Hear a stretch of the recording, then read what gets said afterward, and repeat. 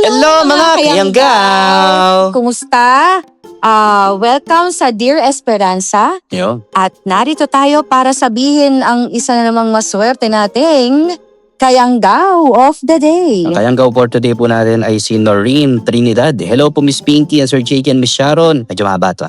Sarap pakinggan ang mga boses po ninyo and sana araw-araw po kayong mag-upload ng mga videos nyo po and wag po kayong magsawa na mag-upload ng mga kwento nyo po. And ang sarap pakinggan tuwing gabi. Sana wag po kayong tumigil sa pag-upload and pa-shoutout na rin po. And God bless mga kayanggaw from Trinidad family. Hello po sa buong Trinidad family! Hi! Shout out sa inyo! Kaya ba natin yung At araw-araw? wag rin po Oo kayong nga. magsawang makinig sa channel namin. Hindi. Pa-shout out po pala kay Shane sa classmate ko sa Bataan. Nalaman niya na ako daw pala yung boses ng Esperanza. So yung mga kakilala mo nakikinig Nagulat din. ako Chinat ako, ay siya, ikaw pala to. Nakikinig sila pero di nila alam na ikaw. Instant Yes. fun. Ang story po natin for today ay...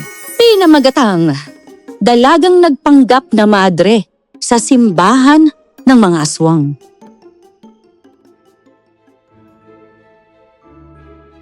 Kasama kong namumuhay si tatay. Isa siyang manunugis ng kapanahunan niya at bilang anak, gusto kong maging tulad ng aking ama. Sakto din naman noong mga panahon na yon na may haka-haka sa baryo namin na may nananalasang mga aswang. Dahil doon, nagkaroon ako ng misyon para mapatunayan sa aking ama na handa na akong maging isang manunugis gaya niya. Magandang araw po sa inyo, Miss Esperanza. Ako po si Melinda at ito po ang aking kwento.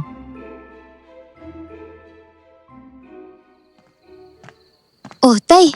Kanina pa po kayo tulala dyan May problema po ba kayo, ha? Ang totoo niyan anak Oo, may nabalitaan kasi ako mula sa mga kaibigan ko na may mga aswang na umaatake sa pinakadulong baryo ng bayan natin. Ano naman bang ikinababahala ninyo, tay? Malayo naman po sa atin yun halos 4 na baryo pa po ang pagitan bago po natin marating yung lugar na yun. Malayo nga sa atin pero hindi malabong pati ang baryo natin atakihin din ng mga nilalang na yon. Abay kaya nilang marating ang isang lugar ng walang kahirap-hirap kapag gugustuhin nilang mambiktima ito. Totoo po ba yung sinasabi ninyo, tay? Oo anak. Kaya nga ngayon nababahala ako. At baka makarating ang aswang na yon dito sa baryo natin. Kung posible po talaga yung sinasabi ninyo sa akin ngayon, ibig sabihin, pwede po tayong manganib sa nilalang na yun? Oo, Melinda. Lahat ng mga tao rito sa baryo natin pwedeng mabiktima ng nilalang na yon kapag hindi siya nagawang paslangin. Nalimutan ko kung anong tawag sa nilalang na yun Umpol yata yun. Ay, naka. Yun yata yung sinabi kanina ni Jose sa akin. Tama, yun nga yun. Yung ang tinawag niya sa aswang na nananalasa sa baryong iyon. Umpol? Teka, ngayon ko lang po narinig yung aswang na yan Anong uri po ng aswang ba yan, tay? Sa pagkakaalam ko, ang mga umpol ay kakaibang uri ng aswang. Dahil binabali nila ang mga kaalaman tungkol sa isang aswang. Hindi sila tinatablan ng asin at iba pang pangontra na galing sa dagat. Kung ganun, halimbawa kapag nakalaban ko po siya, hindi na po ako makakagamit ng asin o tubig dagat sa kanila? Pati din po pala buntot ng pagi hindi rin tatalab sa aswang na yun? Tama ka dun, anak. Yung mga katulad nila kasi nagtataglay ng kakayahan na uminom ng tubig dagat na hindi kaya ng ibang uri ng mga aswang. Pero hindi tulad ng ibang aswang. Ang mga umpol ay hindi umaatake o namiminsala kapag hindi rin naman sila inuunahan o kinakante. Nako, hindi ko po akalaing may ganung aswang pala, tay. Hindi rin pala basta-basta ang nilalang na yun Tama ka, Melinda. Lahat naman ng aswang ay hindi basta-basta nakakalaban. Lalo na't iba-iba silang uri. Kaya nag-iiba rin ang bawat kakayahan ng mga ito.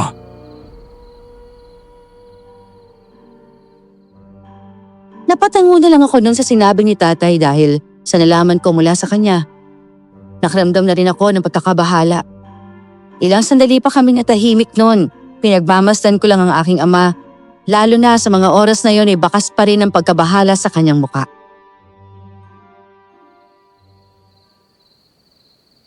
Ano po bang binabalak ninyo ngayon, Tay? Hindi ko na nga rin alam, anak eh. Gusto kong pumunta sa baryong yun para wakasan ang pananalasa ng mga aswang na yon. Pero hindi magiging madali ang lahat. Baka kasi malaman ng aswang na yon ang pakay ko. At sa halip na harapin ako mas magtatago pa siya sa akin. May iba pa po bang paraan para magawa yun, Tay? Oo, Belinda. Kung ganun, ano naman pong paraan yun? Ikaw ang ipapadala ko roon. Ako po? Oo. Sabihin na nating gusto kong subukin ka. Kung handa ka na ba talagang sundan ang mga yapak ko. Alam kong mapagtatagumpayan mo ito. Patunayan mo sa akin na nararapat kang maging kagaya ko, Belinda. Pero ano pong gagawin po, Tay? Haka-haka rin na may simbahan sa baryong yun na ayon sa mga tao ay aswang ang namamahala. Simbahan yun ang mga nilalang na yon kaya naisip kong magpapanggap ka na madre at magkunwaring nag-i-inspeksyon ka roon. Pero hindi po kaya magduda sila sa akin, Tay? Hindi ko po alam kung ano mangyayari sa akin sa baring yun kapag ginawa kong bagay na yun. Alam kong nababahala ka rin, anak. Pero ikaw lang ang naisip kung pwedeng makapasok sa lugar na yon nang hindi kagad pagdududahan ng mga aswang.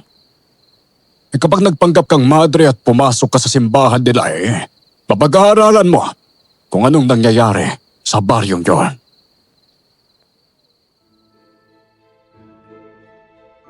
Napaisip ako sa sinabi ni tatay sa akin. Kahit nagalangan man sa nais paggawa sa akin ng aking ama, sumagi sa isipan kong sinabi niyang may posibilidad na papahamak ang kanayon namin. Alam ko, seryoso rin siya at hindi na magbabagong kung anumang pasya niya, kaya kalaunan, wala na rin akong nagawa pa, kundi ang pumayag na lang.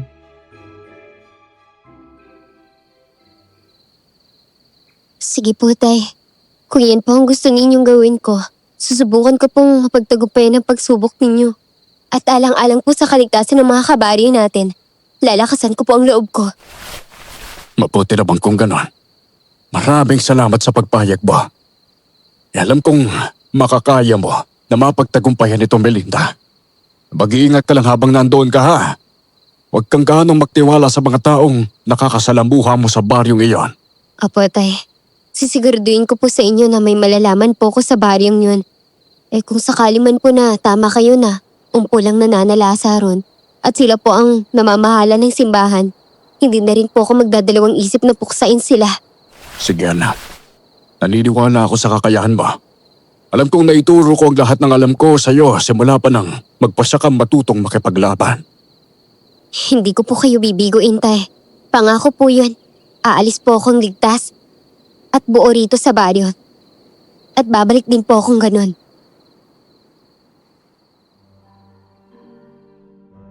Tinanguan lang ako ni tatay na mga oras na yon.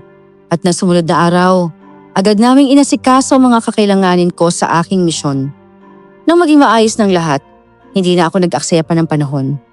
Alam ko kasing kapag pinatagal ko pa ang pagalis ko, may posibilidad na manganib na kami dahil naging matunog na rin ang mga haka-haka tungkol sa mga nilalang na yun.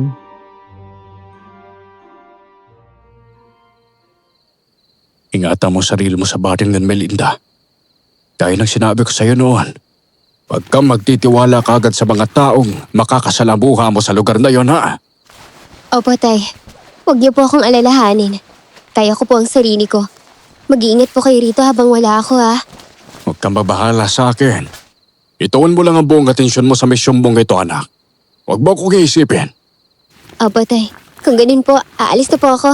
O sige anak, hihintayin ko ang pagbabalik mo rito sa baryo natin ha. Sige po, Tay. Mauna na po ako. Paalam po.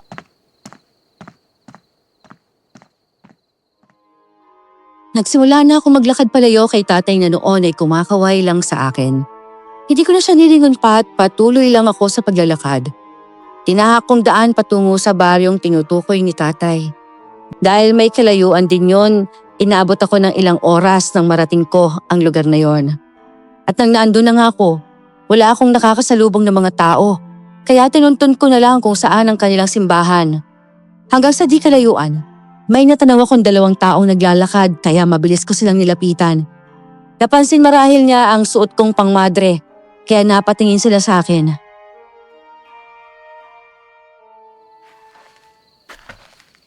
Magandang araw po sa inyo. Pwede po ba ako magtanong kung nasan po ang simbahan sa baryong to? Ay magandang araw po sa inyo, sister. Nasa bahagi yun pong simbahan sa baryong ito. Teka, ano po ba ang gagawin ninyo sa simbahan na yun? Naatasan po kasi ako na mag-inspeksyon dahil kailangan po ng bawat simbahan mapuntahan po namin. Ako po ang pinadala rito kaya kailangan ko pong makarating doon. Sakto po, papunta rin kami ng apo ko roon kaya pwede po namin kayong samahan patungo doon. Ay, sige po. Salamat po sa inyo. Ay siya, kung gano'n din tayo na po, sister. Opo.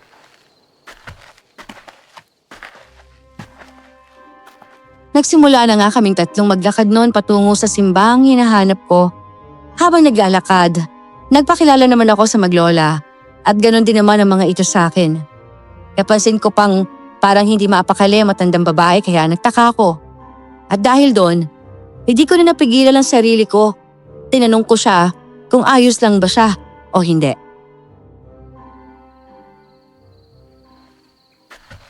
Ay nako!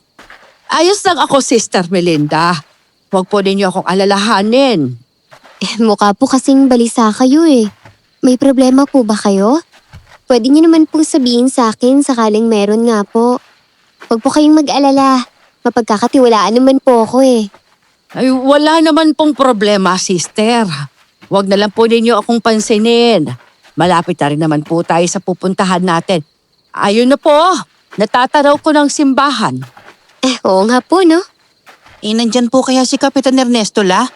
Baka wala naman po siya Kapag nagkataon, hindi po tayo makakapasok sa simbahan. Teka, ano pong ibig sabihin ni Alvin? At sino po si Kapitan Ernesto tandang Mercedita? Ay, kapag kasi po wala siya sa simbahan, hindi po tayo po pwedeng pumasok doon, Sister Melinda. Siya po ang nagsisilbing kapitan sa baryong ito at namamahala sa simbahan dito. Bakit naman po hindi tayo pwedeng pumasok sa simbahan kung wala siya? Yun ang habili niya sa amin, kaya po hindi pa po kami nakakapasok sa simbahang yon. Mas lalong hindi po pwedeng kung dayo ang magtatangkang papasok doon. Ang totoo po niyan, pinagbabawal din pong manirahan ng mga madre sa loob ng simbahan na yon. Hindi naman po pwede yun, tandang Mercedita. Ang mga alagad po ng Diyos na naninilbihan sa simbahan ay dapat pong nasa loob lang po nito. Ibahin po ninyo sa baryong ito, sister. Sa katunayan nga po, halos wala rin mga alagad ng Diyos na naninilbihan sa simbahan na yon. Ano pong ibig ninyong sabihin? Sister Belinda, medyo matagal na pong hindi nagkakaroon ng misa sa simbahang yon. Wala rin po kaming nakikita ni Lola na madre kagaya po ninyo. Tama po ang apo ko.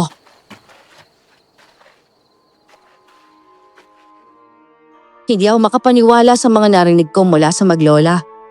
Gustuin ko magtanong sa kanila at alamin kung ano nga bang nangyayari sa simbahan sa baryong yon. Minabuti ko munang pigilan ang sarili ko. Naisip kong baka hindi nila ako sagutin at baka maghinala pa sila sa akin kapag marami akong naging tanong sa kanila. Nang makarating kami sa simbahan na yon, sakto namang may lumabas na isang lalaki. Nang makita niya kami, kumunot ang noo niya at agad na lumapit sa aming tatlo. Napansin ko namang mabilis na nagtago sa likuran ni tandang Mercedita, si Alvin.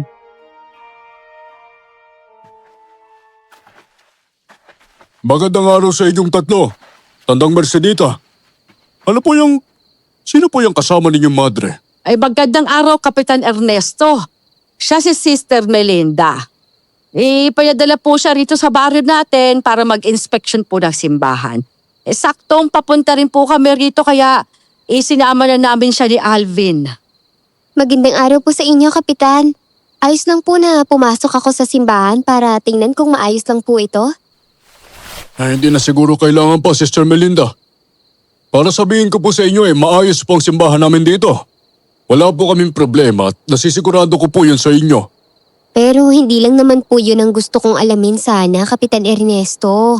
May ilang bagay pa po akong dapat gawin bilang pagsusuri bago ko po masabi sa inyo kung maayos po talaga ang simbahan ninyo dito. Uulitin ko po, maayos po ang simbahan namin dito. Sister Melinda. Pero kung gusto niyo po talagang tingnan ito hindi po muna pwede sa pagkakataog ito ha. Marahil pagkatapos po ng 2 araw, saka na po kayo pwedeng pumasok po sa simbahan namin. Dahil may pinapaayos po kasi ako Ay, ganun po ba? Ayos lang naman po yun sa akin, Kapitan Ernesto. Teka, maiba po ako. Ilang araw po ba o linggo kayong mananatili dito sa baryo namin? Hindi po kasi kayo pwedeng manatili dyan sa simbahan Hanggat hindi ko pa po nasisigurong maayos ang lahat dito sa simbahan ninyo, hindi po ako makakaalis dito, Kapitan Ernesto. Yun po kasi ang inatas sa akin Kung hindi po pwedeng manatili sa simbahan, may alam po ba kayong pwede kong tirahan ng pansamantala habang nandito po ako? Kung wala magiging problema kay Tandang Mercedita pwede ka manatili na muna sa bahay nila. Iayos lang po ba yun sa inyo, Tandang Mercedita? Ha? Ayos lang naman sa akin. 2 lang naman kami ng apo ko ron kaya may isang silid kaming bakante sa bahay namin. Ayun, mabuti naman po kung ganun. Pwede na po ninyong dalhin sa bahay ninyo si Sister Melinda. At na makapagpahinga na po siya, Tandang Mercedita. Kayo na po muna ang bahala sa kanya ha. Huwag po ninyong kalimutan ang mga bagay na inihabiling ko po sa inyo. Sige ho. Aalis na rin kami, Kapitan Ernesto. Sige po, Kapitan. Mauna na po kami sa inyo.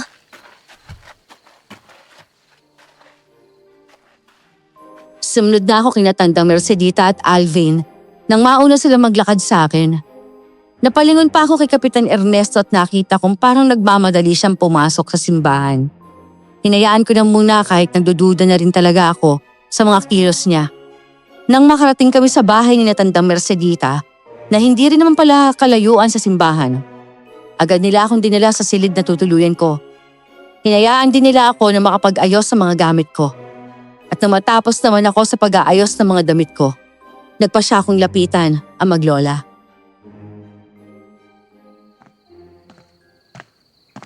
Tapos na po ba kayo mag-ayos ng gamit ninyo, Sister Melinda? Oo, Alvin. Hindi naman ganun karami ang nadala kong gamit kaya mabilis lang ako natapos. Hindi ka pa muna magpapahinga, sister. Mukhang malayo po ang pinanggalingan ninyo, kaya marahil napagod po kayo ng husto. Hindi naman po, Tandang Mercedita. Mas gusto ko nga pong maglibot-libot sana rito sa baryo ninyo para naman po maging pamilyar ako. Naku, sister. Huwag na po muna siguro kayo maglibot kayo. Manatili na lang po muna kayo rito sa bahay. Oo nga po, Sister Melinda. Hapon na po ito kaya baka po mawili kayo sa paglilibot at abutin po kayo ng gabi sa daan. Hindi po kayo pamilyar sa mga daan kaya baka maligaw po kayo. Isa pa po, unang araw ninyo rito. Baka mamatanda po kayo lalo na at dayo po kayo rito sa lugar na ito. Sabagay, tama naman po kayo, Tandang Mercedita. Sige po, ipagpapaliban ko po muna ang paglilibot. Sa mga susunod na araw na lang po kapag may oras na ako.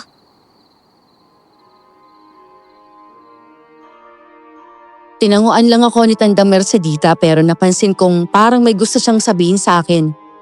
Hinayaan ko na lang muna siya at nang magpapaalam na sana ako sa kanya na magpapahinga muna, bigla siyang nagwika na nagbigay sa akin ng pagtataka.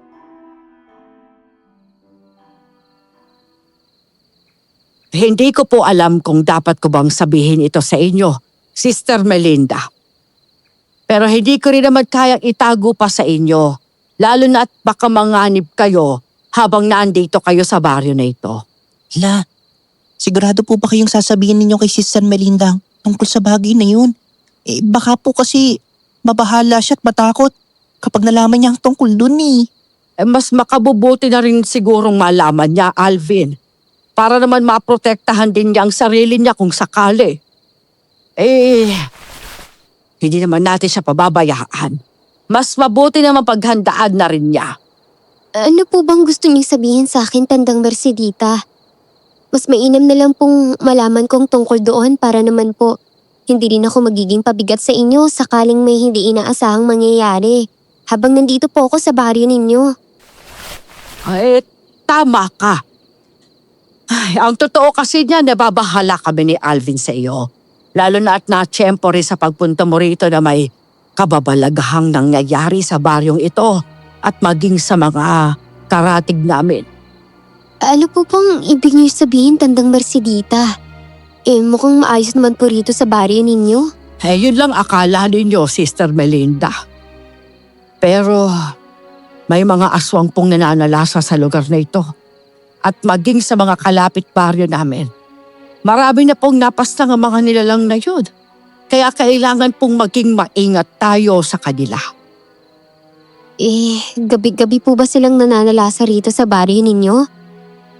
Kung ganun nga po kasi ang nangyayari, ibig sabihin, delikado po rito tuwing gabi.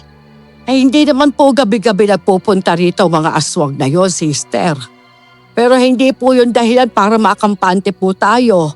Lalo na po at napakadelikado ng mga nilalang na yun. Teka, hindi po ba kayo natatakot sa kanila? Ang totoo po niyan, hindi po, Tandang Mercedita.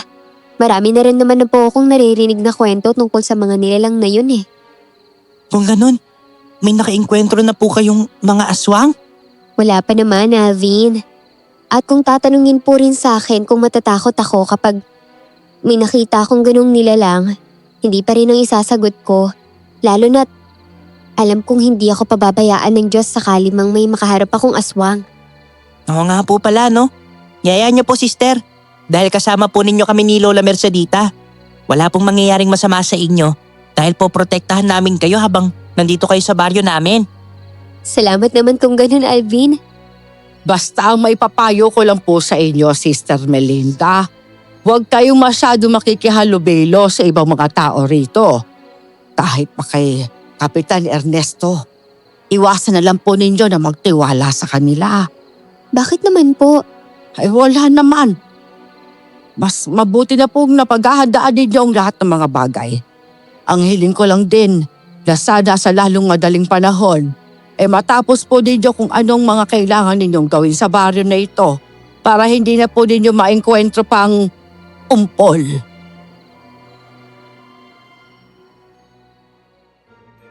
Dahil sa narinig kong binanggit ni Tandang Mercedita ang umpol, naalala kong sinabi ni Tatay sa akin.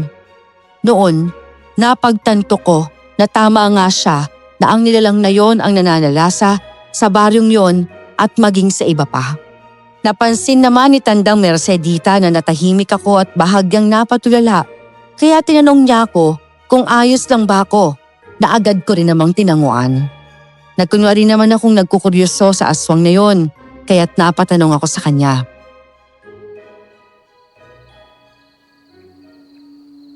Aswang po ba ang umpol na sinasabi ninyo, Tandang Mercedita? Opo, Sister Melinda. Ang aswang na yun po ang nananalasa rito at maging sa ibang baryo. Kaya bago pa man po ninyo makaengkwentro ang nilalang na yun, dapat po ay matapos na kaagad ninyo ang pakay ninyo dito sa lugar na to. Huwag niyo po akong alalahanin, Tandang Mercedita. Kaya ko naman po ang sarili ko kung sakaling makaharap ko ang aswang na yon. Hindi po ako natatakot. Kahit na po, sister. Ayaw namin ni Alvin na mapahamak kayo, lalo na't nandito po kayo sa poder namin. Oo nga po, Sister Melinda. Mahirap na po at baka hindi po kayo makaalis dito kagaya ng… Alvin! Nako, huwag po ninyong isipin ang sinabi ng apo ko, Sister Melinda. Kung ano-ano po kasing lumalabas sa bibig niya. Sige po, Tandang Mercedita. Wala na po ba kayong iba pang sasabihin sa akin?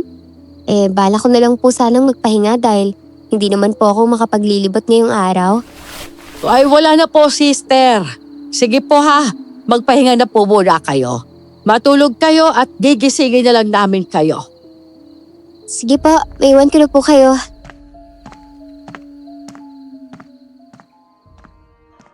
Naglakad ako papunta sa silid ko ng mga sandaling yon. Naulinigan ko rin na nagbubulungan ang maglola, pero hinayaan ko na lamang muna. Kinutuban akong may itinatago sila sa akin kaya alam kong hindi rin ako dapat magtiwala sa kanila. Habang nakahiga na noon, iniisip kong mga sinabi nila sa akin hanggang sa hindi ko namalayan, nakatulog ako. Gabi na ako nang magising noon dahil ginising ako ni Alvin para maghapunan.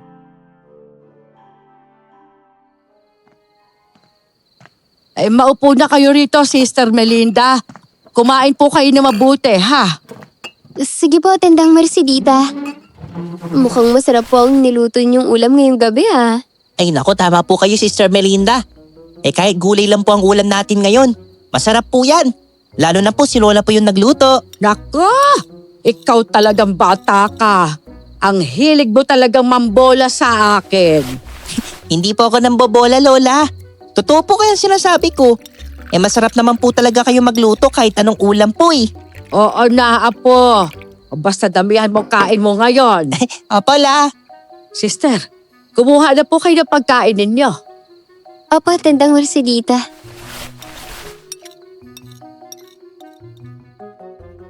Natuwa ako noon dahil sa nakikita kong kulitan ng maglola. Napagtanto kong malapit talaga sila sa isa't isa. Inabala naming tatlo mga sarili namin sa pagkain. Pagkatapos naming kumain, nagpasya rin kaming magpahinga. Nauna naman pumasok si Alvin sa silid nila ni Tandang Mercedita.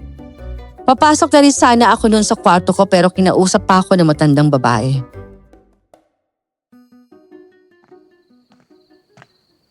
Sister Melinda, kapag nagkaroon po kayo ng problema, gisingin lang po ninyo ako sa silid namin ng apo ko. Sige po, Tandang Mercedita. Pero wag po kayo mag-alala sa akin ng gusto. Magiging maayos lang naman po ako. Ay basta, huwag po kayo mahihiya na gisingin kami ni Alvin sakaling hindi kayo makatulog, ha sister? Isa pa po pala, kapag po may narinig po kayong ingay sa labas, ay huwag na lang po ninyong papansinin, ha? Bakit naman po? Baka kung ano pang mangyari sa inyo kapag pinansin nyo. May posibilidad po kasing gumagala ang mga aswang. Kaya mas ligtas po kung mananatili na lang po tayo sa loob ng bahay. Sabagay, tama naman po kayo, Tandang Mercedita. Sige po, papasok na po ako sa silid ko. Matulog po kayo ng mahimbing, ha?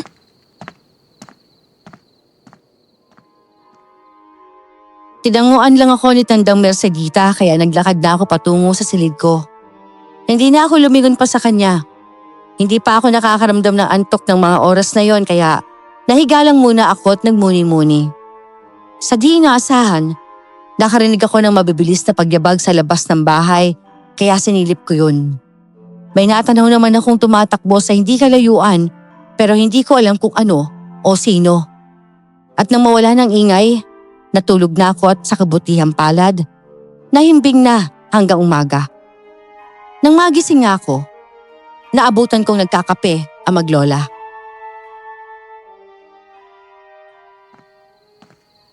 Mabuti naman ho at gising na kayo, Sister Melinda. Gusto niyo po ba ng kape, Sister Melinda? Ipagtitimpla ko na po kayo. Sige, Alvin. Salamat. Sige po. Kumusta ang tulog ninyo, Sister? Ayos lang naman po, Tandang Mercedita. Wala po bang nangyaring kakaiba sa inyo kagabi? May narinig lang po akong mabibilis na pagyabag at may natanaw rin po akong tumatakbo.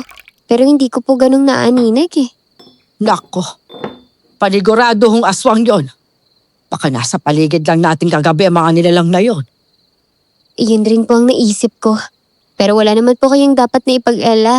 Dahil bukod po ron, wala na rin naman pong nangyaring kakaiba sa akin.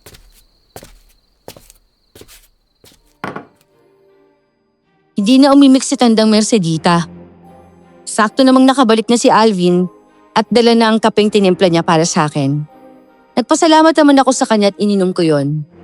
Nang araw na yon, nagpasya kaming tatlo na maglibot-libot sa kanilang baryo. Gusto ko nga sanang puntahan si Kapitan Ernesto para matingnan ang loob ng simbahan pero mukhang iwas sa akin ang lalaki na yon. Mas nadagdagan ang hinala kung may kakaibang nangyayari ron pero ipinagsawalang bahala ako na muna at sinubukang makihalubilo sa mga taong nakatira sa baryo na yon.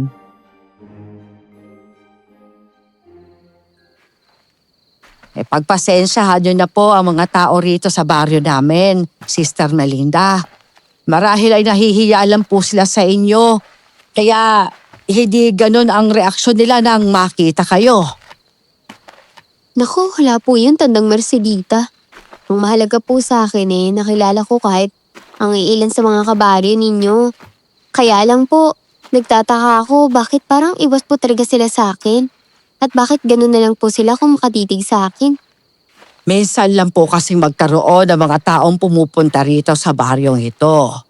Kaya siguro nagtaka rin sila kung bakit nandito kayo sa lugar na to. Ganun po ba? Akala ko po kasi dahil baka hindi nila gusto na nandito ako sa baryo ninyo.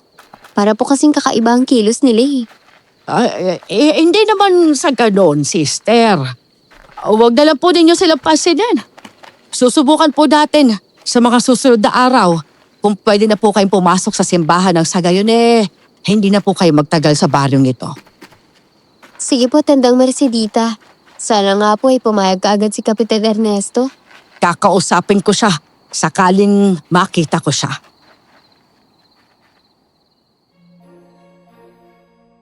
Napatango na lang ako nun.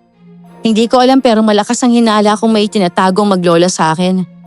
Hindi ko naman ipinahalata sa kanila na nagdududa ako sa mga kilos nilang dalawa dahil ayokong mabuko nilang nagpapanggap lang din ako. Lumipas pang mga araw, naging malapit kami ni Alvin sa isa't isa. Di pa rin ako nakakapasok sa simbahan dahil hindi nagpapakita sa amin si Kapitan Ernesto. Napansin ko na rin noon na mailap talaga ang mga tao kahit sa maglola. Kaya alam kong may hindi rin tama sa baryong yon. Hanggang isang gabi, nagising ako dahil sa ingay. Kaya napadungaw ako sa bintana at nagulat dahil sa nakita ko.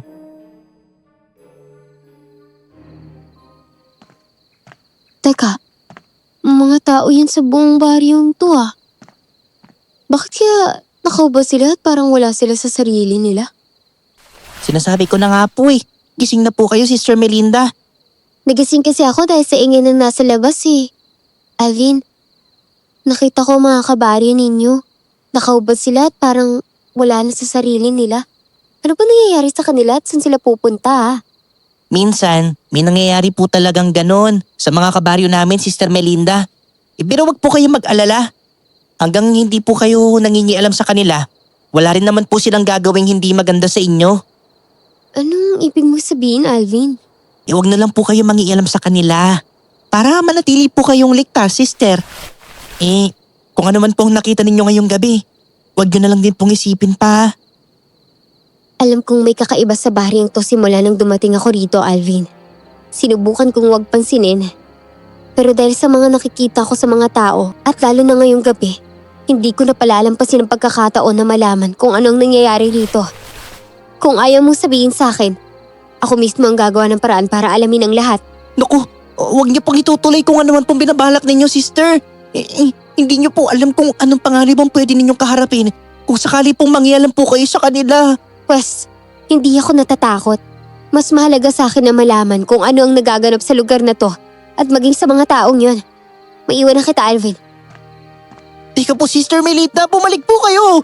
Manganganib po ang buhay ninyo dahil sa binabalak ninyo.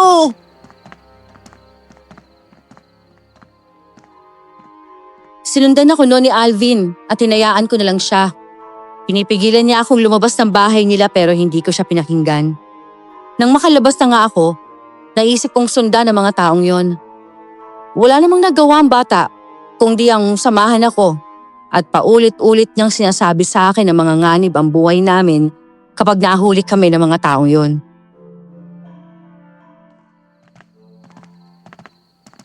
Huwag kang mag-alala. Sisikapin natin hindi nila tayo mahuli. Ano ba talaga nangyayari sa mga taong yun ha? Hindi ko rin po alam, Sister Melinda. Ilang beses ko na rin po silang nakita na naging ganoon. Pero hindi ko po talaga alam kung anong nangyayari sa kanila. Tinatanong ko rin po si Lola tungkol doon pero wala po akong nakukuhang sagot sa kanya. Marahil may alam si Tandang Mercedita sa mga nangyayari sa mga kabaryo ninyo. Bilisan natin, Alvin. Mukhang papunta sila sa simbahan eh. Sige po, Sister. Pero paano po kapag nahuli nila tayo? Sigurado mapapahamak tayong dalawa. Huwag ka mag-alala, Alvin ha. Kung mahuli man nila tayo, ako ang bahala sa'yo.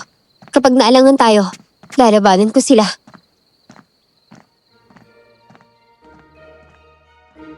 Hindi nakaimik si Alvin dahil sa sinabi ko. Alam kong nagulat din siya dahil marahil hindi niya inasahang sasabihin ko yun sa kanya. Nagpatuloy lang kami sa paglalakad naming dalawa para sundan ang mga kabaryo nila. Ganun na lang ang pagtataka naming dalawa dahil hindi naman sa loob ng simbahan ang diretsyo ng mga taong yun. Hindi kami tumigil hanggang sa napadako na lang kami sa likurang bahagi ng simbahan nila.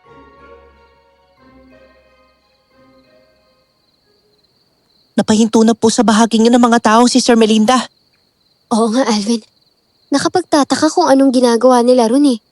Kailangan nating alamin kung anong dahilan bakit nandun sila. Lumapit pa tayo ng konti sa kanila. Pero baka po makita nila tayo. Wala po tayong ibang mapagtataguan sa bahaging yun kaya malaki pong posibilidad na mahuli tayo ng mga taong yun. May punto naman yung sinabi mo. Pero hindi natin makikita kung ano mang gagawin nila ron dahil medyo malayo tayo sa kanila. Ang mabuti pa, maiwan na kita rito at ako nang bahala pumunta ron para matyagan sila. Naku, hindi ko po kayo pwedeng pabayaan. Magagalit po sa akin si Lola kapag napahamak po kayo eh. Hindi mangyayari yun. Huwag mo akong alalahanin ha. Sige na, maiwan na kita rito. Babalikan na lang kita basta huwag kang aalis sa pwestong to ha.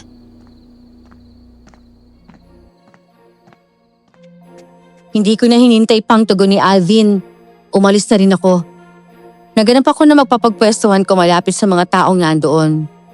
Nang makakita ko, mabilis pero maingat akong tumakbo papunta sa bahagi na yon. Pero gano'n na lang ang gulat ko nang makitang nakasunod pala si Alvin sa akin. Sakto ring napalingon sa kinaroroonan namin ng mga tao ron, kaya't nabahala ako.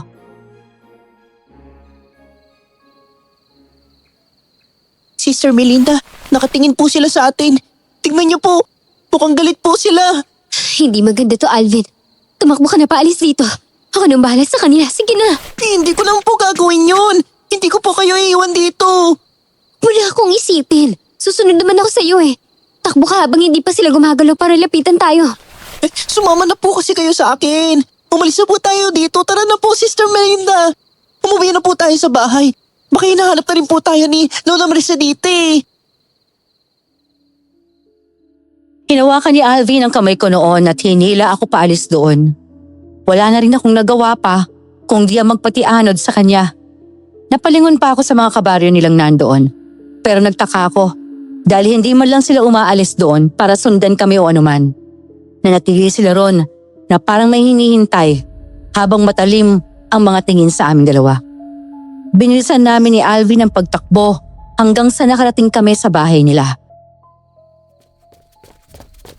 Iniwan mo na sana ako dun, Alvin. Kaya ko naman nagsarili ko eh.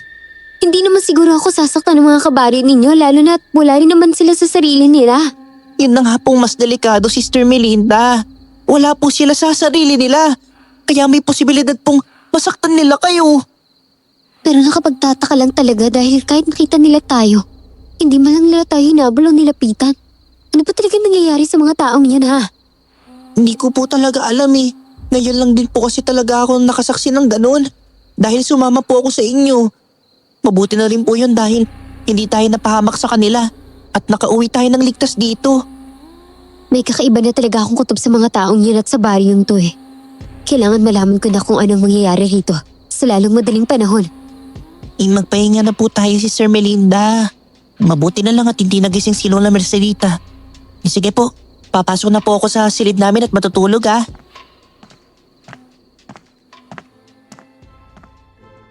Tumango na lang ako kay Alvin bilang tugon kaya naglakad na siya paalis. Nagpasya na lang din akong pumasok sa silid ko at nahiga sa kama ko. Pinilit kong makatulog noon pero hindi talaga ako dinadalaw ng antok. Hanggang sa mga oras na yon, iniisip ko pa rin kung ano ba talaga ang nangyayari sa mga kanayon ni Natandang Mercedita at Alvin at kung bakit nandoon sila sa labas ng simbahan. Lumipas ang halos 1 oras pero hindi pa rin ako nakakatulog. Hanggang sa nagulat na lang ako nang biglang nagkaroon ng kalabog sa labas ng bahay. Napabalik-kos ako ng bangon at lumabas sa silid ko. Sakto namang narinig ko rin ang boses ng maglola na nagising din dahil sa ingay na yon.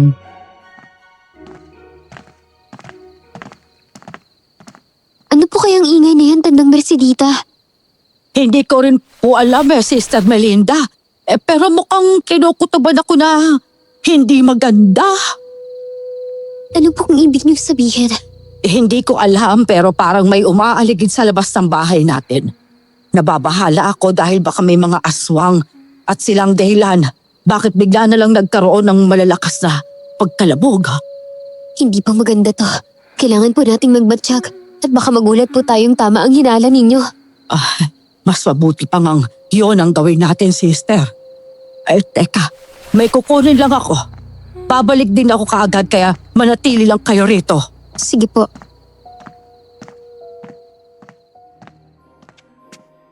Naiwan kami ni Alvin noon kaya nagtatinginan kaming dalawa. May kutob din ako na baka sinundan kami ng mga kabaryo nila pero hindi ko na sinabi pa yun sa kanya. Makalipas ang ilang sandali, bumalik naman si Tandang Mercedita at may dala niya itong 3 itak. Nang makalapit siya sa amin ni Alvin, ibinigay niya ang mga ito sa amin.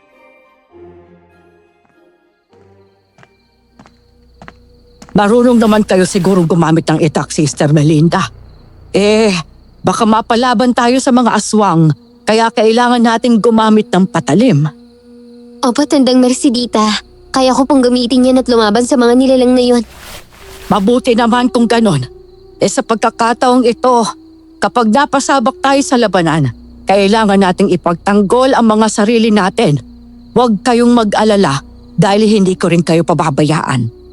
Ako rin po sa inyo ni Alvin, Tandang Mercedita. Hindi ko hahayaang mapahamak ng kayong dalawa.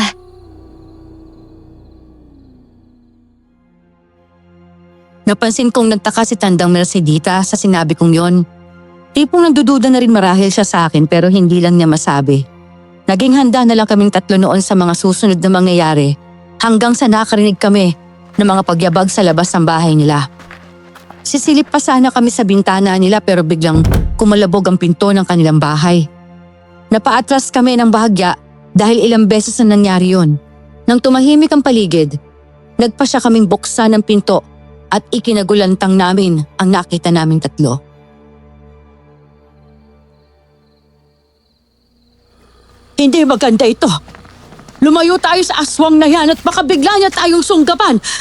Siya ang umpol na nananalasa sa mga kanayunan. Mukhang sugatan po ang aswang na yan Oo nga po, Tandang Mercedita. Marami po siyang sugat at parang nanghihina po siya. Marahil ay nagawa siyang sakta ng mga taong tumutugi sa kanya. Kaya't sugatan siya ngayon. Pero huwag kayo magpapalinlang sa kanya. Isa siyang aswang. Kaya kahit na may mga natatamo siyang sugat, hindi pa rin natin masasabing mahina na talaga siya. At hindi na kayang sumugod sa atin at patayin tayo. Kailangan po natin siyang itaboy, Lola. Baka kung manalasa po siya rito sa baryo natin at may mabiktima pa po siya. Tama ka, Alvin. Pero napapaisip akong pwede natin siyang labanan. Kailangan lang nating tawagin sina Kapitan Ernesto para mahuli siya at mapaslang. Hanapin niyo po ni Alvin si Kapitan Ernesto. At ako na pong bahala sa aswang na to. Hindi ko po siya patatakasin.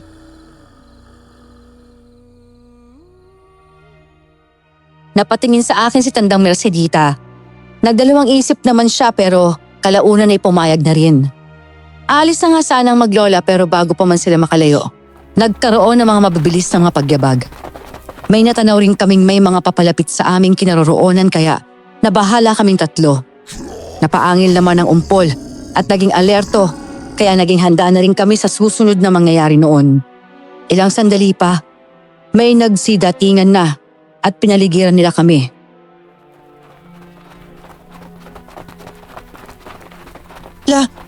Mga kabari po pala natin ang nagsidatingan. Tingnan po ninyo. Kasama pa po nila si Kapitan Ernesto. Pero bakit para pong may kakaiba sa kanila? Lalo na po naglalangis ang mga katawan nila. Oo nga, Apo. Hindi ko rin alam bakit pero huwag na nating isipin pa yon. Ang mabuti nandito sila para hulihin ang aswang na ito. Kahit papano, makakampante tayo dahil mahuhuli nila ang nilalang na ito at hindi na makakapanalasa pa sa baryo natin. Huwag na ninyong hayaan makatakas ang aswang na yan. Huliin niyo siya! Mabuti naman po at nahandito na kayo, Kapitan Ernesto.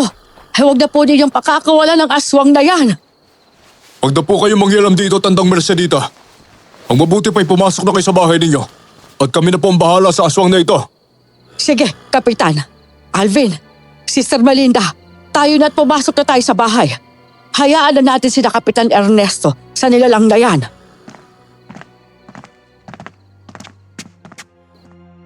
Naunang maglakad si Tandang Mercedita papasok sana sa bahay. Hindi naman ako umalis kaagad sa pwesto ko at ganoon din si Alvin. Kaya napatingin sa amin si Kapitan Ernesto. Mabilis namang naglakad si Alvin pero ako nagmatigas pa rin. Hinila na ako ni Tandang Mercedita pero hindi ako pumayag. Hindi ko alam pero may hinala akong may kakaibang mangyayari sa mga oras na yon. Nasa ganoong sitwasyon nga kami nang biglang umangil ang umpol. Tatakas sana ang aswang pero hindi pumayag ang mga kabaryo ni Natandang Mercedita. Lalo na si Kapitan Ernesto. Nabigla nga ako nang nagbagong anyo ng mga ito at naging kakaiba ring mga nilalang.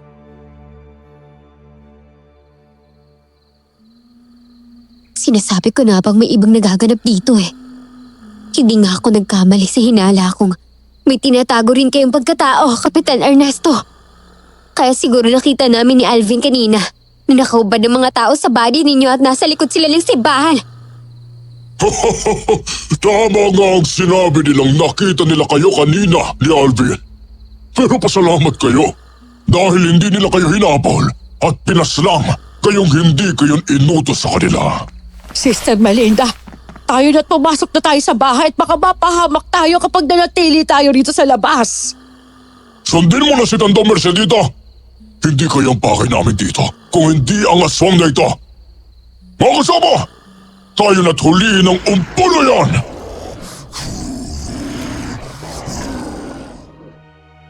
Nagsiangilan ng mga kasamahan ni Kapitan Ernesto dahil sa sinabi niyang yon. Nilapitan naman ako ni Tandang Mercedita at hinilang paalis doon. Pumasok kami sa bahay nila at sumilip na lang sa bintana. Pinanood namin kung anong susunod na mangyayari. Nagkaroon pa nga ng labanan ng mga aswang na yon dahil hindi rin hinayaan ng umpol na mahuli siya ni Kapitan Ernesto.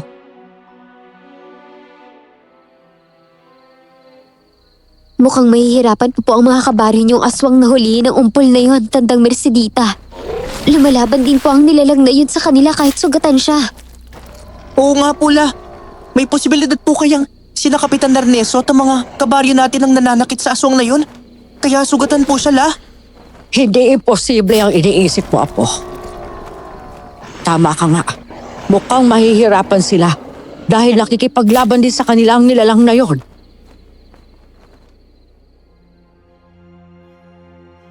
Natahimik kaming tatlo ng mga oras na yon at nanood na lang sa labanang nagaganap sa pagitan ng mga aswang. Nang sugurin kasi ni na Kapitan Ernesto ang umpol, mabilis silang iniwasan ng nilalang. Inatake rin sila ng aswang na yon at ang ilan sa mga kasamahan ng kapitan ay nagawa niyang sugatan.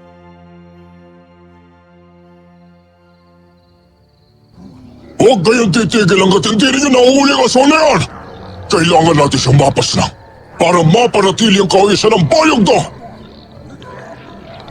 Hindi ako papayag na pati ako ay magawa ninyong paslangin!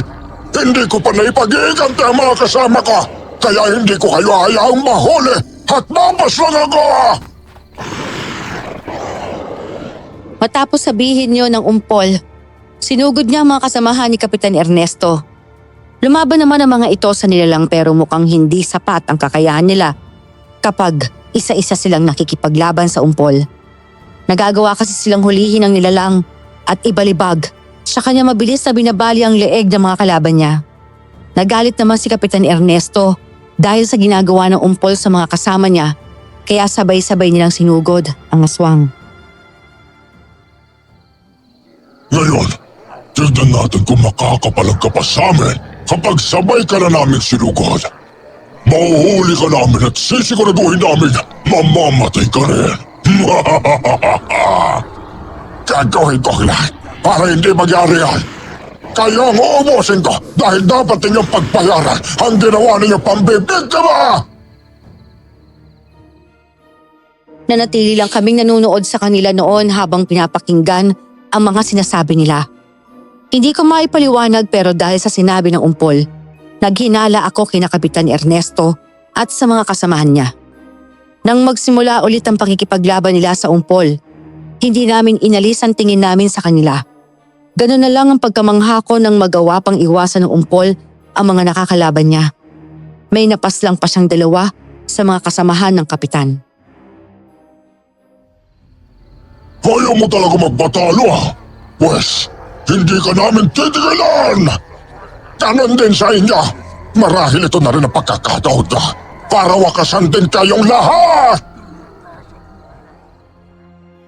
Nagpatuloy ang labanang nagaganap sa pagitan ng mga aswang na yon. Dahil na rin sa marami pa sina Kapitan Ernesto at mag-isa lang ang umpol. Kalaunan ay nahirapan na ang aswang na yon sa kanila. Nagawa nilang masukol at mahuli ang umpol kaya't napahalakkak na lang si Kapitan Ernesto. Nagpupumiglas naman ang nilalang na yon pero hindi niya magawang makaalis dahil mahigpit na nakahawak ito sa kanya, ang 3 kasamahan ng kapitan. Nahuli ka na rin sa wakas. Alam mo na ngayon kung anong magiging kapalaran mo sa makakamahin namin. Mga kasama, tayo na at ilayo natin ang aswang na ito rito. Dalhin natin siya sa lugar kung saan natin siya dapat paslagin. Nahuli manigya ka para hindi ko hayaang magtagumpay kayo sa binabalak niyo sa akin. Gagawa ko na paraan para makatagas sa inyo. Kaso ka, tayo na! Kinaladkad nila ang umpol palayo roon hanggang sa nawala sila sa paningin namin. Kahit papaano, nakahinga ako ng maluwag dahil wala ng mga aswang na yon sa paligid namin. At dahil kaming 3 na lang ang titira sa mga sandaling yon, napag-usapan namin ang mga nangyari. Hindi ko po inakalang tama ang kutob kong aswang mga tao rito sa baryo ninyo.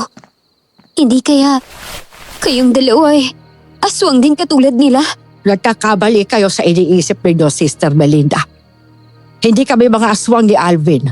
Sa katunayan, kaming 2 lang ang hindi aswang sa baryo na ito. Kung ganun, alam po ninyo na mga aswang ang mga nakatira rito? Parang ganun na nga. Nang lumipat kami rito, tinutuban din ako noon sa bagay na yon. Kaya't nagmatsyag ako hanggang sa napatunayan kong mga aswang nga sila. Sandali lang. Naalala kong sinabi ni Kapitan Ernesto na nakita kayo ng mga aswang na yon sa likuran ng simbahan. Anong ibig sabihin doon, ha? Lumabas po kami kanina ni Alvin para sundan ang mga kanayo ninyong nakita naming nakahubad. Habang parang wala sila sa sarili nila. Pinigilan nga po ako ng apo ninyo Pero hindi po ako nagpaawat at itinuloy ko po ang pagsunod sa mga taong yon. Nahuli nila kami pero hindi naman po nila kami ginawa ng masama. Baka po tinipon ni Kapitan Ernesto yung mga kanayon nating yun, La. Dahil may pagpupulong po sila. Baka rin po dahil sa wala sila sa mga sarili nila. Dahil sa pagiging aswang nila. Siguro nga, Apo. Pasensya ka na, Sister Melinda.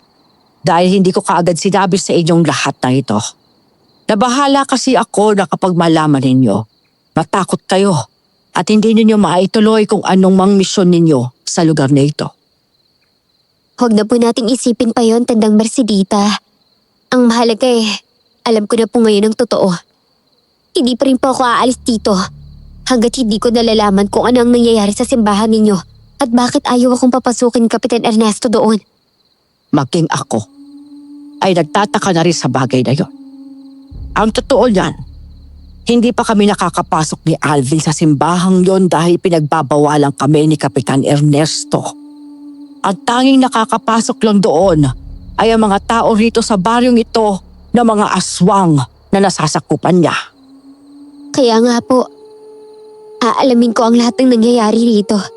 Alam kong may mga bagay pa akong madidiscover, lalo na tungkol sa kapitan na yon.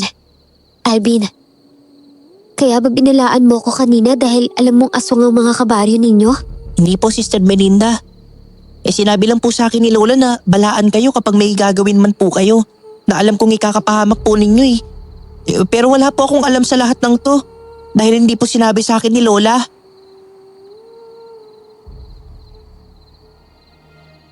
Kinumpirma naman ni Tandang Mercedita ang bagay na yon. Ayon pa sa matanda, pinili niyang huwag sabihin sa apo niya dahil ayaw niyang mabahala at matakot ang bata. Noon din, tinanong ko siya kung bakit hindi sila umalis sa lugar na yon kahit alam niyang aswang ang mga nakatira doon. Akala ko'y hindi niya sasagutin ang tanong pero nagulat ako nang magsimula siyang magsalita.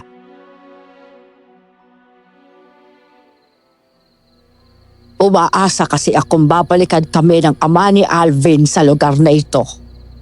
Dito na kami nakatira nang umalis siya noon para tugisin ang umbol. Hanggang ngayon, hindi pa siya nakakabalik sa amin. Ngunit umaasa pa rin kami. Isa pa, nangako rin naman si Kapitan Ernesto na hindi kami sasaktan kapag hindi kami nangialam sa kanila. Mabuti naman po at hindi nga nila kayo sinasaktan ni Alvin. Oo nga po pala. Sigurado po ba kayong ang umpol na yan ang nananalasa sa baryo ninyo at maging sa mga karatig ninyo? Hindi po kasi imposibleng pati ang mga kabaryo ninyo nang bibiktima rin eh. Ewan ko. Wala na rin akong pakialam sa kanila. Ang mahalaga sa akin ay hindi kami nasasaktan ng mga nilalang na yon. Sa bagay, tama po kayo ron. Ngayon nahuli na po nila yung umpol. Papaslingin po ba nila yung nilalang na yun? Oo. Yon ang gagawin nila sa nilalang na yon. Sa ngayon nga siguro ay nagawa na nilang paslangin ang umpol na yun eh. Pagtutulungan nila ito hanggang sa matuluyan nila ang aswang na yon.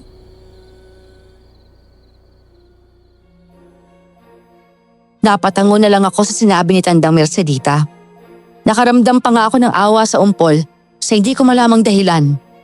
Naalala ko kasi ang mga narinig kong mula sa kanya.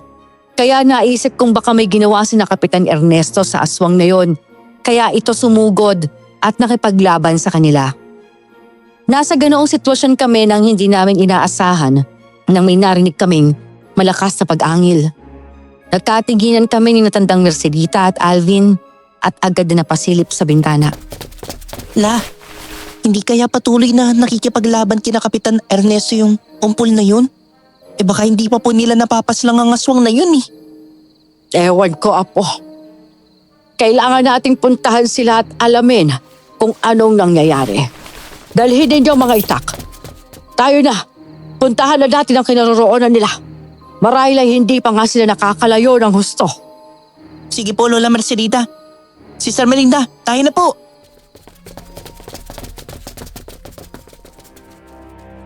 Naunang tumakbo ang maglola kaya sumunod na ako sa kanila. Tinunton naming tatlong kinaroroonan ng mga aswang. Napadako naman kami malapit sa simbahan kaya iniisip namin na baka dadalhin nila ang umpol doon. Ganun na lang ang gulat namin nang makita namin ang nilalang na patuloy na nakikipaglaban kina Kapitan Ernesto at maging sa mga alagad ng lalaki. Napansin naming marami na siyang napabagsak ng mga kasamahan ni Kapitan at ang ilan pa sa kanila nagsisi-atrasan na.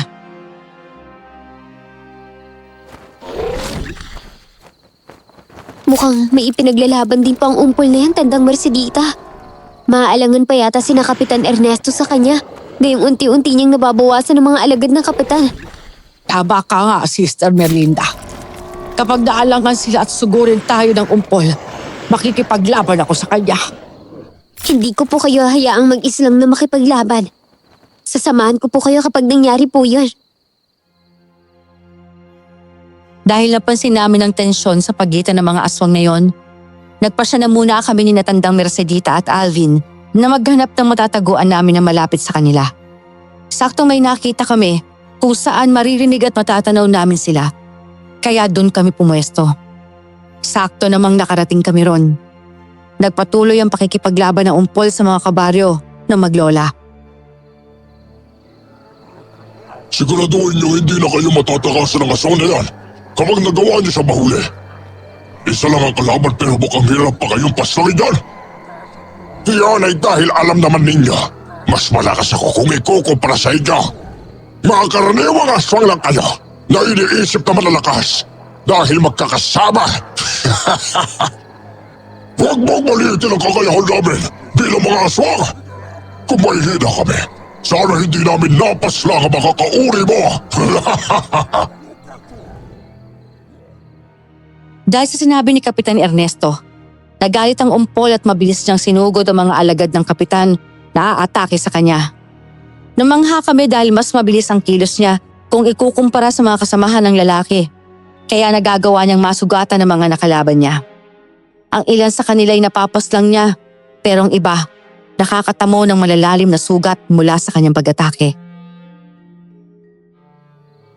Uubusin ko kayo lahat bilang ganti sa ginawa ninyo sa mga kasamahan ko. Kahit anong mangyari sa akin, gagawin ko ang makakaya ko para mapaslang lang kayong lahat. Mga hayop! Bago mo magawa yun, ikaw ang bulang pamamatay. Marami pa kami, kaya alam ko mahihirapan ka ba? Kahit napas lang mo ang iba sa mga alagad ko, hindi mo kami mauubos! Sisiguraduhin ko yun! Mas nadagdagan ang tensyon sa pagitan nila dahil sa mga palitan nilang sigawan. Nanatili naman kami sa pwesto namin at naghihintay lang din ng pagkakataon na makalaban kami, sakaling kaunti na lang ang mga aswang na nandoon. Hindi ko alam, pero mas gusto kong manalo ang umpol kaysa sa grupo ni na Kapitan Ernesto. Sa pagkakataong yon, nagpatuloy ang kanilang paglalaban. Sinubukan pang hulihin ng mga alagad ng kapitan ng umpol, pero bigo silang magawa yon. Bukod sa mabilis ang kilos ng nilalang, napapabagsak din niya ang mga kasamahan ni Kapitan Ernesto. Mukhang unti-unting nababawasan ang bilang ni na Kapitan Ernesto dahil sa ginagawang pagpaslang ng umpol sa mga alagad niya tandang Mercedita. Oo nga po, La. Tignan niyo po. Halos kalahati na lang po yung natitira sa mga kasamahan ni Kapitan Ernesto. Baka maubos pa po sila ng umpol na yan, Lola Mercedita. Wala pa tayong magagawa ngayon. Lalo na't nagpapatayan sila. Sabi ko nga sa inyo, ayaw ni Kapitan Ernesto na mangingialam tayo sa kanila. Magagalit siya sa atin at baka pati tayo, paslangin niya. Hindi ko pipiliin masakta ng apo ko dahil lang sa pangingialam na gagawin ko. Kung ganun po, ano ang binabalak ninyo tandang Mercedita? Sakaling maubos nga ng umpol si na Kapitan Ernesto, saka na natin haharapin ang nilalang. Tayo ang papaslang sa kanya ng sa gayon, maubos ng mga aswang sa bayan na ito. Napaisip ako sa sinabi ni Tandang Mercedita. Kalaunan, sinang-ayunan ko rin siya at sinabing mas maigi nga ring hindi muna kami makialam sa laban ng mga aswang na yon para hindi kami mapahamak at mapaslang. Nagpatuloy kaming manood sa nagaganap na labanan ng mga aswang. Hindi naman nagpatinag ang umpol kahit 3 o 4 ang sumusugod sa kanya. Hindi niya rin iniinda mga sugat na natatamon niya sa mga kalaban niya at patuloy lang siya sa pag-atake sa mga nilalang.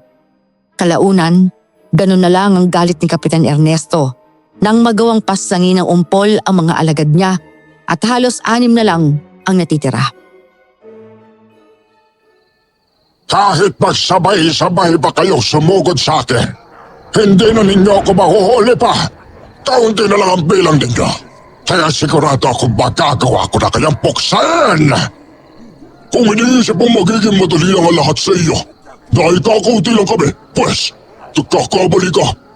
Kung mapapaslang at mauubos mo man ang mga kasamahan ko, hindi kita pabuhayin pa. Ako mismo ang papatay sa iyong hayop ka! Huwag magsabihin lang yan. Gawin mo, Ernesto! Makakaasa ka tandang Virilio. Kayo 5, sabay kayong sumugod sa kanya!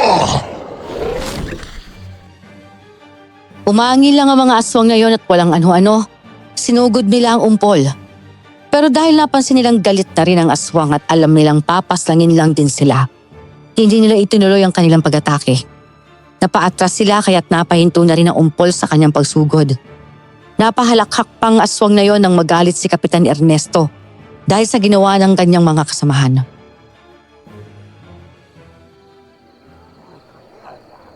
Mukhang natatakot na sila sa akin. Ayaw na marahil nilang sumugod sa mga kasamahan ninyo. Sila na mismo umaatras sa akin. Huwag! Ipinapahiya ninyo ako sa umpol na yon! Aminin mo na lang natalo ka, Ernesto. Wala kayong pinatmat sa akin. Mga mahihila lang kayo. Malakas na umangil si Kapitan Ernesto dahil sa labis na galit nang sabihin yon ng umpol. Pero hindi nagpadalos-dalos na sumugod si Kapitan, gayong alam niyang marahil na maging siya ay posible na ring maalangan sa kalaban niya. Nanatili silang malayo sa umpol na noon ay napapangisi sa kanila. Dahil doon, nainip na rin ako kaya hindi na ako nagdalawang isip pang umalis sa pinagtataguan namin. Naglakad ako papalapit sa mga aswang na nandoon at ikinabigla naman ang maglola. Wala na rin silang nagawa kundi ang sumunod sa akin. Sinasabi ko na nga bang nandito na naman kayong 3? Anong ginagawa niyo rito, tandang Mercedita? Sinabi ko na sa inyong huwag kayong magigialam sa amin ah! Huwag mo silang takutin, Kapitan Ernesto! Alam mo naman sigurong hindi lahat ay kontrolado mo, hindi ba? Ikaw na babae ka. Simula nang dumating ka rito, nagduda na ako sa'yo na hindi ka talaga totoong madre. Marahil, may iba kang pakay sa baryo ito. Tama kang hindi ako totoong madre. Sabihin na natin na nagpapanggap ako para makapasok sana sa simbahan ninyo. Balita ko kasi, mga aswang ang namamahala sa simbahan na yon. Akala ko nga ay haka-haka lang. Pero totoo pala. Hindi nga ako nagkamali sa kutob ko. Sino ka ba? At anong pakay mo dito sa baryo namin, ha? Sabihin na natin na may misyon ako. Isang manunugis na inatasang alamin kung ano ang nangyayari sa baryong to. Ako rin sana ang papas lang sa'yo. Kaya lang, mukhang maging kayong mga aswang may hidwaan na rin. Anong ibig mo sabihin na ikaw ang papas lang sa akin? Ikaw ang nambibiktima sa mga kanayunan. Ayaw na naming umabot ka pang mambiktima sa baryo namin. Kaya hinahanap na kita para tapusin ang buhay mo. Pero hindi ko aakalain. May iba pa pala akong madidiskubre dito. Napatingin ako sa maglola at napansin kong nagulat sila dahil sa mga nalaman tungkol sa akin. Nagtaka naman ang umpol dahil sa sinabi ko, kaya nagwika siya. Ako rin ang nagulat dahil sa mga nalaman ko mula sa kanila. Kung iniisip mo nga ako ang pumapaslang at ang bibiktima ng mga tao, pues, mali ka sa bagay na yan. Ang totoong gumagawa niyo na yung mga aswang na yan at hindi ako. Huwag niyo nang ibintang sa amin ang gawain ninyo at ng Virgilio. Kung manunugis ka, siya ang paslangin mo. Huwag kayong maniwala sa kanya. Siya at ang mga alagad niya ang may kagagawan ng pataya sa mga kanayunan. Wala akong kinalaman. Nandito lang naman ako para paslangin sila. Kayong pinatay nila ang mga kauri ko at maging ang aking pamilya. Baka sa boses ng umpol ang labis na galit nang sabihin niya yon.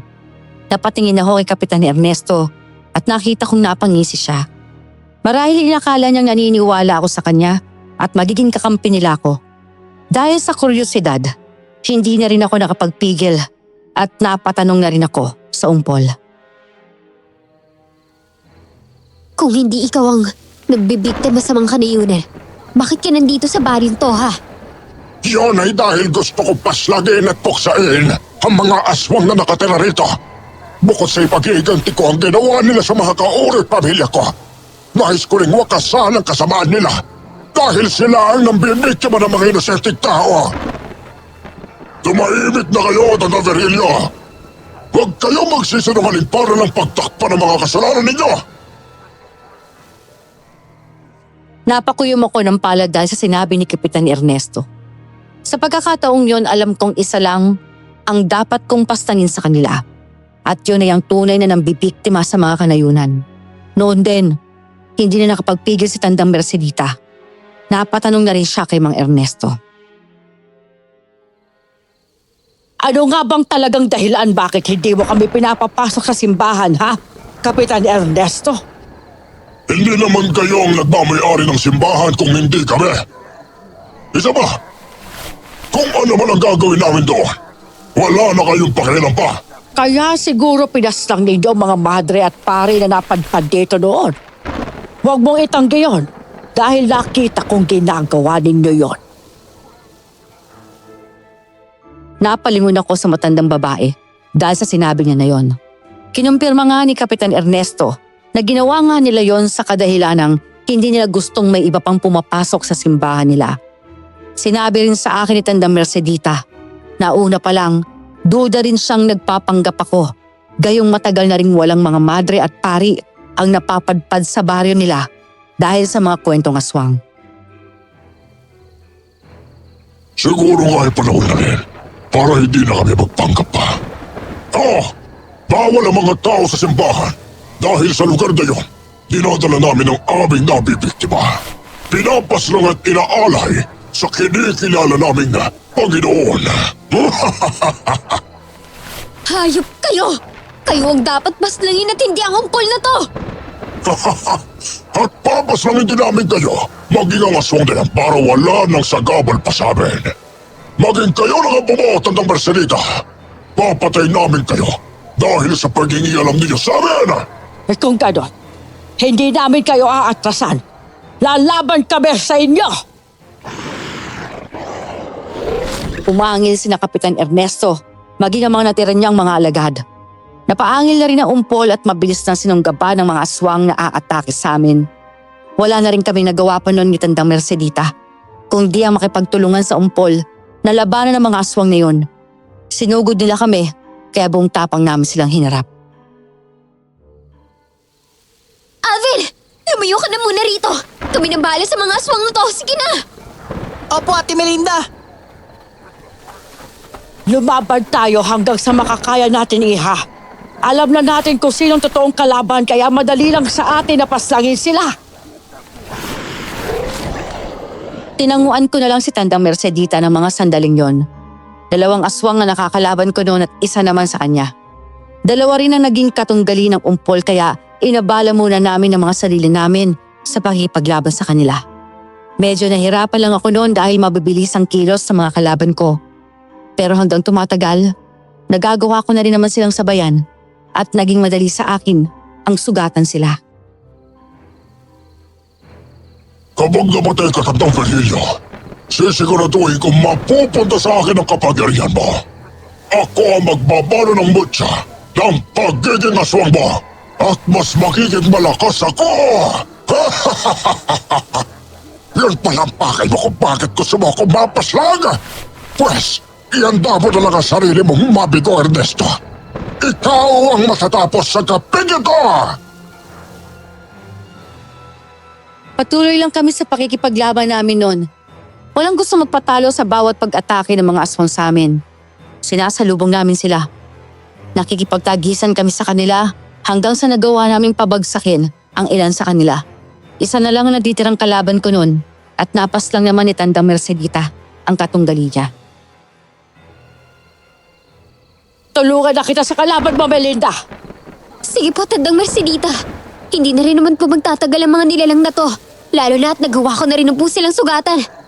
Tapusin na natin sila! Isusunod ka namin, Ernesto! Sinang-ayunan namin ni Tandang Mercedita ang sinabi ng umpol.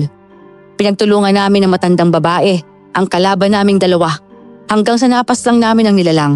Ginilitan ko kasi sa leeg ang aswang na yon, kaya bigla na lang siyang natumba at nangisay hanggang sa nawalan siya ng buhay. Napatingin kami sa umpol at sa pagkakataong yon, napatay na rin niya ang mga kalaban niya. Napatingin kaming 3 kay Kapitan Ernesto na noon ay bakas na rin ang pagkabahala sa kanyang muka dahil mag-isa na lang siya. Kahit magsama pa kayo, hindi niyo ako matatalo! Ang gabing ito ang magiging katapusan ng pagiging huwad mong kapitan! Nalaman namin mula sa umpol na hindi si Kapitan Ernesto ang totoong namamahala sa baryong yon. Pinaslang nilang mga tao ron at silang naninirahan sa baryong yon. Sabi pa ng umpol, hindi rin siya ang pinuno ng mga aswang noon sa baryong yon dahil pinatay lang niya ang kanyang ama para siyang pumalit sa posisyon bilang pinuno ng mga aswang. At kinumpirma naman yon ng lalaki. Kung ganun, nararapat lang na hindi siya mabuhay pa. Wala mapagsidla ng kasamaan niya. Tama ka, Iha. Tama naman kayo sa bagay na yun eh. Masama nga ako! Sa sobrang halang ng kaluluwa ko, nagawa kong paslangin ang anak ninyo, Tandang Mercedita! Nang marinig ni Tandang Mercedita ang tungkol sa anak niya, napasigaw siya at napatanong sa kapitan kung anong ginawa ng nilalang sa anak niya. Sinabi naman ng aswang ang tungkol sa bagay na yon. Ayon kay Kapitan Ernesto, tanggabing umalis ang anak niya, pinaslang na nila ang lalaki. Kung kaya't hindi na nakauwi pa ang anak na matandang babae. Nagalit naman si Tandang Mercedita kay Kapitan Ernesto dahil doon. Pagbabayaran mo ang ginawa mong hayop ka! Papatayin kita! Ihanda mo ng kaluluwa mong masunog sa impyerno!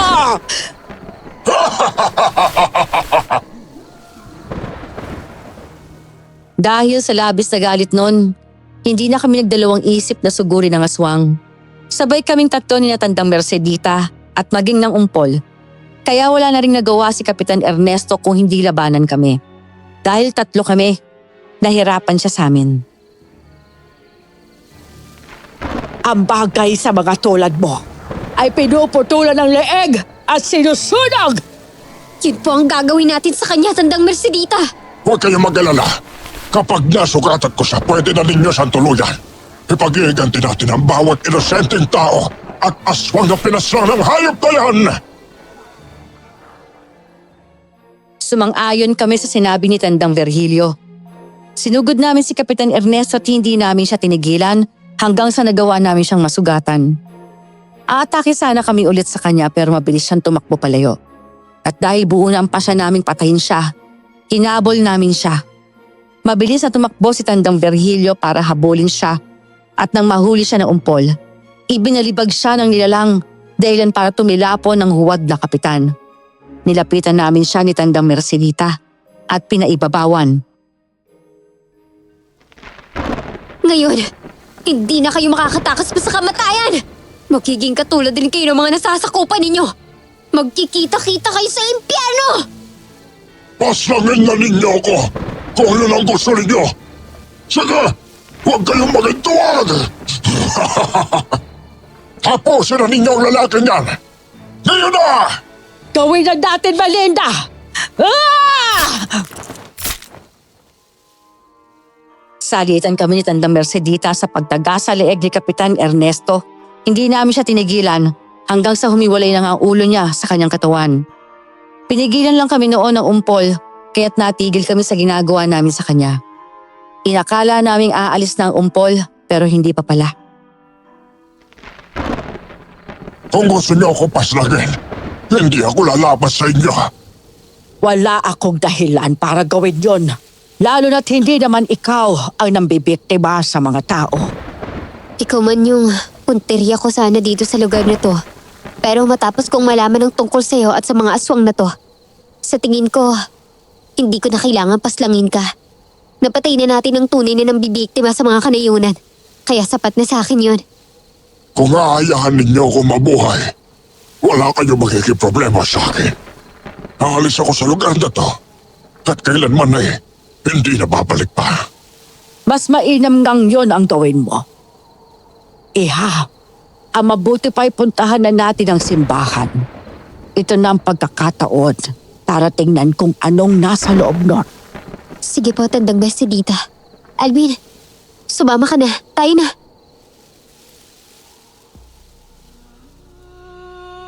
Pumasok kami sa loob ng simbahan. Doon namin nalaman na ginawa pala itong kuta ng mga aswang. May mga rebulto ron na sa paniniwala namin ay siyang itinuturing na Panginoon ng mga aswang na yon. May mga bakas ng dugo kaya nakumpirma naming doon nga nila dinadala mga biktima nila. Kakaiba na ang simbahang yon, kaya't napagpasya namin ni Tandang Mercedita na sunugin yon kasama ng mga bangkay ng mga aswang. Lumabas na kami ron para isagawa ang plano namin.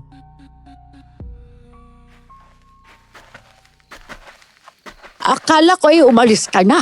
Hindi pa. Binantayan ko lang ang mga bangkay nila dahil baka may buhay pa. Oh, wala ka nang dapat na ipag-alala. Iisa-isahin namin silang dadalhin sa loob ng simbahan at doon namin sila susunugin. Sige, tutulong ako. Dadalhin ko ang mga katawan nila sa tapat ng simbahan at kayo na ang bahala. Sige, simulan na natin.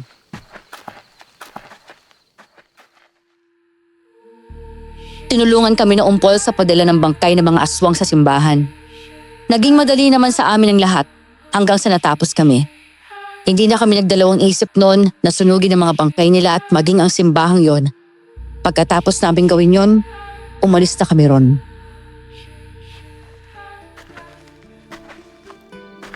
Salamat sa inyong dalawa. Asahan ninyong hindi na tayo magkikita pa. Salamat din sa iyo. Sige, paalam. Iyan na po ang palak ninyo ngayon, La. Aalis tayo rito. Maghahanap ng bagong malilipatan. Huwag na rin nating asahang babalik pa ang iyong ama.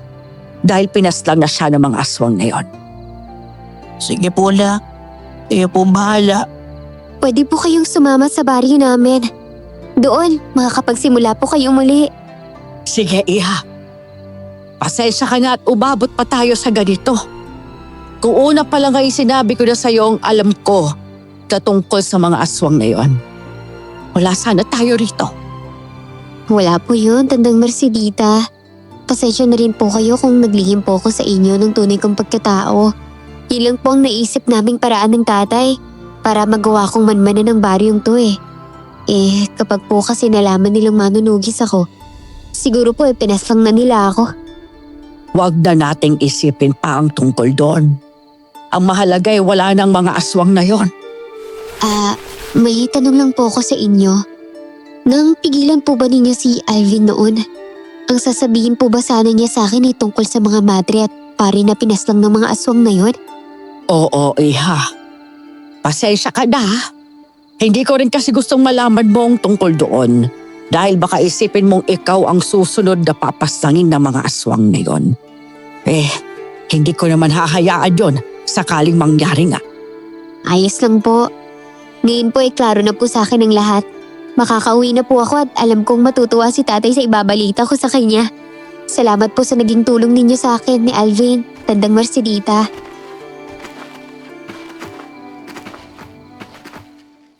Tumango na lang ang matanda bilang tugon. Umuwi na kami sa bahay nila at nagpahinga. Kinabukasan nun, umalis kami ron at umuwi sa baryo namin. Natuwa naman si tatay dahil nagawa kong misyon ko. Kaya simula nun, gaya niya, naging manunugis na rin ako. Nalaman ko rin noon na magkakilala sila ni Tandang Mercedita dahil dati pala magkasama sila bilang mga manunugis din ng aswang. Hindi na namin nakita ang umpol at sa paglipas ng mga taon, namuhay kami ng matiwasay.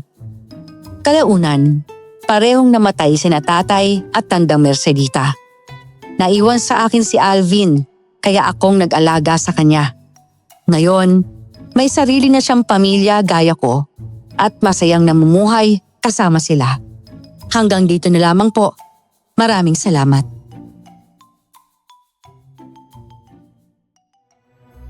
Sana na-enjoy ninyo mga kayanggaw ang kwento ni Melinda at ni Aling Mercedita. Diba? Pero yun nga mga kayanggaw, parang diba, wala rin talagang lihim na di nabubunyag, ano? Oo. Sadyang tunay nga yung kasabihan na ganon. Thank you mga kayanggaw at Salamat. kayo sa ending ng aming story for today. And we hope na na-enjoy ninyo ang storya namin. Yeah. Hanggang sa muli, abangan nyo muli ang Comment panibagong below. storya. Comment po kayo.